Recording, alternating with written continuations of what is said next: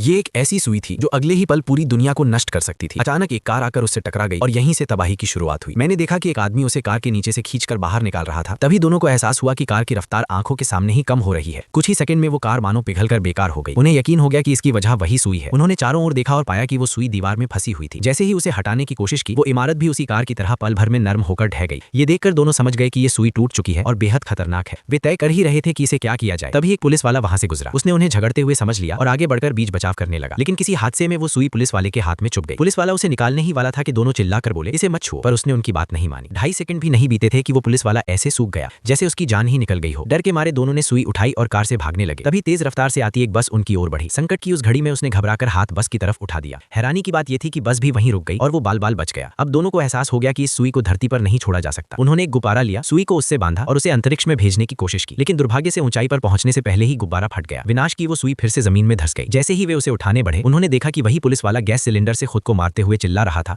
कि दोनों को पकड़ो। डर के मारे वे सुई उठाकर भाग खड़े हुए। भागते समय उन्हें गैस के रिसाव की आवाज सुनाई दी। पीछे मुड़कर देखा तो एक भयानक दृश्य सामने था। जमीन में एक बड़ा गड्ढा बन चुका था जिससे गैस लगातार निकल रही थी। पूरी धरती मानो सांस ले रही थी। ये देखकर दोनों समझ गए कि दुनिया का अंत अब पास है। आखिर में उन्होंने एक दूसरे को कसकर गले लगाया और पृथ्वी के शांत हो जाने का इंतजार करने लगे।